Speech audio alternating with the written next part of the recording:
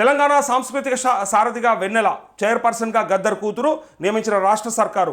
సాంస్కృతిక శాఖ principal secretary Sridhar ఉత్తర్వులు జారీ. అసెంబ్లీ ఎన్నికల్లో కాంగ్రెస్ తరపున కంటోన్మెంట్ నుంచి పోటీ అంటూ కంటోన్మెంట్ నుంచి పోటీ చేసి ఓడిపోయినటువంటి వెన్నెలకి మళ్ళీ కూడా మొన్న అవకాశం ఇవ్వాల్సి ఉండే. లాస్య నందిత ఎవరైతే ఉన్నారో సాయన్న కూతురు, తను చనిపోయిన తర్వాత తను యాక్సిడెంట్లో చనిపోయింది ఎమ్మెల్యేగా.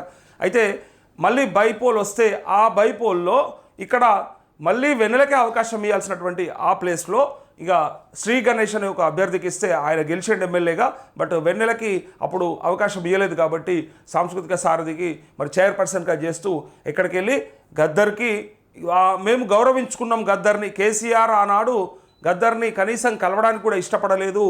ఆయనను ఒక 2-3 గంటల పాటు బయట ఎండలో కూర్చోబెట్టిండు తప్ప ఏనాడు కూడా ఆయన కలవడానికి ప్రయత్నం అంటే కనీసం కలిసి ఆయన వినతి ఏందో తీసుకునే ప్రయత్నంలో కూడా కేసీఆర్ లేకుండే. కానీ మేము మాత్రం గద్దర్ని గౌరవించుకున్నాం. గద్దర్ కూతురికి ఒకసారి ఎమ్మెల్యే టికెట్ ఇచ్చినాం.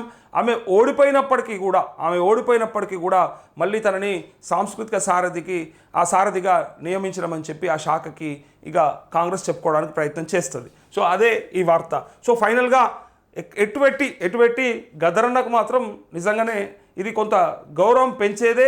ఆయనని గౌరవించలేదు కేసీఆర్ అన్న మాటలతో పోలిస్తే ఇవాళ పార్టీ కానీ ప్రభుత్వం కానీ తీసుకున్నటువంటి నిర్ణయం ఏదైతే ఉందో, సో గద్దర్ లాంటి వాళ్ళకు ఇది చాలా చిన్న పదవి. అలా కూతురికి ఇంకా ఎక్కువ ఇవ్వాల్సి ఉండే.